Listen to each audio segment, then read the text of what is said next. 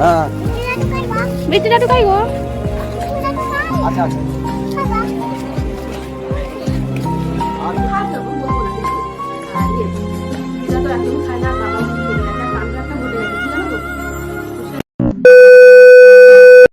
So hello বন্ধুরা, good morning. তোমরা সবাই কেমন আছো? আশা করছি তোমরা সবাই ভালো আছো, সুস্থ আছো, আর আমরাও ভালো আছি। আমার নতুন একটা ভিডিওতে তোমাদের সবাইকে জানাই অনেক অনেক স্বাগত।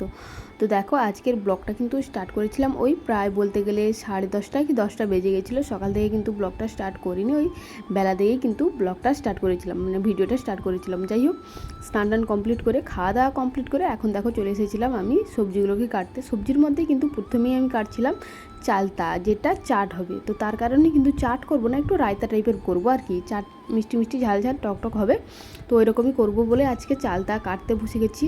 আর চালতা কাটার সময় কিন্তু প্রচুর সাবধান করে, মানে সাবধান হয়ে কিন্তু চালতা কাটতে হয়, কারণ জানোই চালতা যদি কাটতে গিয়ে যদি বটির মধ্যে একবার হাতটা বসে যায় তাহলে অবস্থা খারাপ। আর চালতাটা অনেকটাই কিন্তু মানে লালা থাকে আর কি, পিছলে যায়, বারবার কিন্তু পিছলে যায় মানে চালতা ছাড়ানোর সময়। যে মানে আস্তে আস্তে ধীরে সুস্থে কিন্তু চালতাটাকে ছাড়িয়ে নিয়েছিলাম। আর ওপরের খোসা আর ভেতরের যে সে মানে কি বলতো একটু প্লেন একদম ওই যে খোসাটা থাকে, ওটা কিন্তু খুব সুন্দরভাবে আমি ছাড়িয়ে নিয়ে কিন্তু রেখে দিয়েছি। আর রেখে দিয়েছি বলবো না, সিদ্ধ করে নিয়েছি, হালকা একটু সিদ্ধ করে নিয়েছি। আর এইদিকে দেখো ডিম আলু সিদ্ধ হয়ে গেছিলো, ওইগুলোর মধ্যে কিন্তু ডিমটাকে আমি কিন্তু মানে ডিমের যে খোসাটা ছাড়িয়ে নিচ্ছি। আর ওই সেটা কিন্তু ভাত বসেছিল, ভাত কমপ্লিট হয়ে গেছে। আমারও কিন্তু ডিম ঝোল রান্না কমপ্লিট করে নিয়েছি। এখন বসাচ্ছিলাম চালতার রায়তা করব, কিভাবে করি একটু তোমাদের সঙ্গে শেয়ার করছি। এইদিকে দেখো, আমি কিন্তু ডিম ঝোলটা রান্না করে নিয়েছিলাম অলরেডি, আর ওর মধ্যে কিন্তু গরম মশলাটা দিতে ভুলে গেছিলাম। গরম তরকারি আছে তো ওর মধ্যেই কিন্তু গরম মশলাটা দিয়ে দিয়েছিলাম। এদিকে দেখো, একটু তেলের মধ্যে কিন্তু একটু কালো জিরে দিয়ে, কিন্তু বেশি তেল দিইনি, অবশ্যই একটু তেল খাওয়াটা কমিয়ে দিয়েছি। যে আমি কিন্তু চালতাটাকে হালকা থেতো করে নিয়েছি আর কি, খুন্তির সাহায্যেই কিন্তু থেতো করে নিয়েছি। আর চালতার রায়তা, চালতার চাটের থেকে কিন্তু চালতার রায়তাটা কিন্তু বেশ ভালোই লাগে আমার খেতে, টকটক ঝাল ঝাল মিষ্টি মিষ্টি হয়, খেতে কিন্তু বেশ ভালোই লাগে। আমি কিন্তু পরপর একটু একটু করে হলুদ লঙ্কা লবণ এগুলো কিন্তু পরপর একটু একটু করে দিয়ে দিয়েছিলাম, মানে লঙ্কাটা দিইনি, একটু পরে দেবো, তো তার কারণেই কিন্তু এখন দিইনি। আর এর সঙ্গে যদি সরিষা বাটা দেওয়া হয় তাহলে তো আরও বেশ ভালোই হয়। আমি কিন্তু নর্মাল জল দিয়ে করেছি, তারপর একটু চিনি পরিমাণ মতো লবণ দিয়ে কিন্তু ভালো করে মানে কি বলতে লতে টাইপের করে নিয়েছি। যাই হোক, রান্নাবান্না কমপ্লিট করার পর এদিকে দেখো দিশাসোনাকে নিয়ে চলে এসেছিলাম, মানে ওকে খাওয়াবো বলে। রান্নাবান্না তো কমপ্লিট করে নিয়েছিলাম, দিশাসোনার মাছ ছিল, ওকে একটু জিরার ঝোল রান্না করে দিয়েছি। ও কিন্তু টিভি দেখছিল, বারবার বলছিল যে ফোন দেখবে বলে, তো জোর করে কিন্তু ওকে টিভি দেখিয়ে কিন্তু বসিয়ে খাওয়ানো শুরু করেছি ওকে। তো দেখো, একটা সত্যি কথা কি জানো তো, যাদের বাচ্চা থাকে তাদের কিন্তু কাজের দায়িত্বটা অনেকটাই থাকে, কারণ সংসারের কাজ, মেয়েকে দেখা, মেয়েকে সামলানো, সমস্ত কিছুই কিন্তু তার মাকে করতে হয়, কারণ কেউ কিন্তু করে দেয় না। বা অনেক বাচ্চা আছে তার মা ছাড়া কারোর কাছে খায় না, আমার মেয়েও ঠিক সেরকম, আমার কাছে ছাড়া কারোর কাছেই খায় না। আর ওকে খাওয়াতে বসা মানে প্রায় বলতে গেলে 1 থেকে 1.5 ঘন্টা তো ধরেই রাখো ওকে খাওয়াতে, মানে বাচ্চাদেরকে খাওয়াতে। তার উপরে বাচ্চার কাজ, আমার কাজ, আর সংসারের কাজ, সমস্ত কিছু করতে হয়। আর আমাদের তো বেশি করেই কাজ থাকে আর কি, সংসার, মেয়ে, নিজের কাজ, সমস্ত কিছু করে রাখতে হয়। যাই হোক, মেয়েকে খাওয়ানোর পর এদিকে দেখো চলে এসেছিলাম আমি খেতে। আর আমি কিন্তু নিয়েছিলাম চালতার রায়তা, সঙ্গে নিয়েছিলাম ডিমের ঝোল। জানোই তো আমার কিন্তু ডিমের ঝোলের মধ্যে একটা যে কোনো চাটনি লাগবে, সে যে কোনো চাটনি হোক, চালতার রায়তা হোক বা টমেটোর চাটনি হোক বা বাদামের চাটনি হোক, চালতার মানে আমার কিন্তু ডিম ঝোলের মধ্যে কিন্তু যে কোনো চাটনি লাগবে, আমার খেতে বেশ ভালোই লাগে ডিম ঝোলের সঙ্গে। যাই হোক, খাওয়া দাওয়া কমপ্লিট করে না দুপুরে ঘুমিয়ে গেছিলাম। ঘুম থেকে উঠেই বাবা বলল, মানে পুরো রুমটা পুরো বাড়িটা কিন্তু ঝাড় দিয়ে দিয়েছি, তারপর কিন্তু চলে এসেছিলাম ঝিঙেগুলোকে কাটতে। বাবা বলছিল যে ঝিঙেগুলো হয়ে গেছে, আমাদের বাড়িরই কিন্তু ঝিঙে, দেখেই বুঝতে পারছো মাচার মধ্যে হয়েছে। তো বাবা বলল কেটে দিতে, কারণ বাজারে নিয়ে যাবে। আর আমি কিন্তু বাবাকে বলছিলাম যে কোনগুলো কাটবো, আর এগুলো কিন্তু বেশ বড় বড়ই হয়। একটু একটু মনটা খারাপ লাগছিল, একটু কষ্ট হচ্ছিল তোমাদের দাদাভাইয়ের জন্য, কারণ কি জানো তো, তোমাদের দাদাভাই মাছ মাংস যতটা না ভালোবাসে ততটা ভালোবাসে, তার থেকে বেশি ভালোবাসে শাক সবজি, কিন্তু তোমাদের দাদাভাই খেতে ভালোবাসে। আর একটাই কি জিনিস জানো তো, ওরা বাইরে থাকে বলে বাড়িতে যেসব সবজি গাছ লাগানো হয়, যেসব সবজি হয় ফলন হয়, ওইগুলো কিন্তু ওরা আর মানে ও কিন্তু আর খেতে পায় না আর কি। ও ও কিন্তু খুব ভালোবাসে সবজিগুলো খেতে, সবজির থেকে মাছ মাংসর থেকে কিন্তু সবজিটা খেতে খুব ভালোবাসে। আর ও যখন আসবে এই গাছগুলোও কিন্তু থাকবে না। তো তার কারণে একটু খারাপ লাগছিল যে যতই হোক ওরা হয়তো ওখানে কিনে খাচ্ছে, কিনে খাওয়ার থেকে কিন্তু বাড়িতে যতই হোক না কেন, বাড়িতে বাগানে নিজেদের হাতে লাগানো গাছ তার মধ্যে ফসল হয়েছে, ফল হয়েছে, ওইগুলো খাওয়াটা কি অনেকটা ভালো লাগে আর কি, যতই কিনে খায় না কেন। তো তার কারণে একটু তোমাদের দাদুর জন্য একটু মনটা খারাপ লাগছিল যে এবছরও কিন্তু বাড়িতে যে শাকসবজি হয়েছে বা এই যে ঝিঙে হয়েছে, চিচিঙ্গা হয়েছে, ও কিন্তু এগুলো খেতে বেশ ভালোই বাসে। তো ও আসার আগেই কিন্তু এগুলো শেষ হয়ে যাবে, ও এলে কিন্তু আর থাকবে না এগুলো, যে কেটে কুটে কিন্তু রেখে দিয়ে এখন আমি আর আমার শ্বশুরমশাই মিলে কিন্তু যাচ্ছিলাম বাজারের দিকে।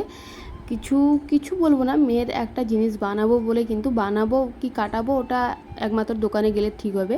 আর এদিকে দেখো শ্বশুরমশাই দিশা সোনাকে নিয়ে যাচ্ছে, আর আমাকে কিন্তু বাবা এত বড় একটা ব্যাগ বাজারের ব্যাগ ধরিয়ে দিয়েছিল। যাই হোক, আমার তো প্রচুর পরিমাণে হাসি পায় আর আমার একটু লজ্জা লাগে এত বড় বাজারের ব্যাগ ধরতে। এদিকে দেখো বাজারে কিন্তু ঢুকে এসেছিলাম, চলে এসেছিলাম বাজারের ভেতরেই কিন্তু আমরা এই যে দেখতেই পাচ্ছ মাছ কিনতে শুরু করে দিয়েছিলাম। কিছু টুকিটাকি সবজি কেনা হয়ে গেছে, তারপর কিন্তু মাছটা কিনছিলাম, আর একটু সন্ধ্যার দিকে কিন্তু মাছটা কিনছিলাম, কারণ আসার একটু আগেই কিন্তু মাছটা কিনে নিচ্ছিলাম আর কি। এই যে দেখতেই পাচ্ছ মাছটা কিন্তু প্যাকিং হয়ে গেছে। আর আমার না মাঝে মধ্যে কিন্তু বাজারে আসতে বেশ ভালোই লাগে। হ্যালো বন্ধুরা, তো এদিকে দেখো বাজারে গেছিলাম, ফুচকা নিয়ে চলে এসেছি, আর ফুচকাও কিন্তু নিয়ে বসে গেছি খেতে। তো আমি একা খাবো না এতগুলো ফুচকা, অবশ্যই আমি কিন্তু মাকে দেবো, কারণ বাড়িতে কিন্তু দাদু নেই, দাদুও খায় না সেরকম, দাদু খায় সেরকম বলবো না কিন্তু, আর দিদা তো একদমই খায় না, আর বাবাও কিন্তু চলে গেছে। আর কাণ্ড একটা ঘটে গেছে কি জানো তো, ফুচকা নিয়ে এসেছিলাম ব্যাগের মধ্যে, তেঁতুলের জল প্রায় অর্ধেকের বেশি পড়ে গেছে, আর এইটুকুনি তেঁতুলের জল আছে।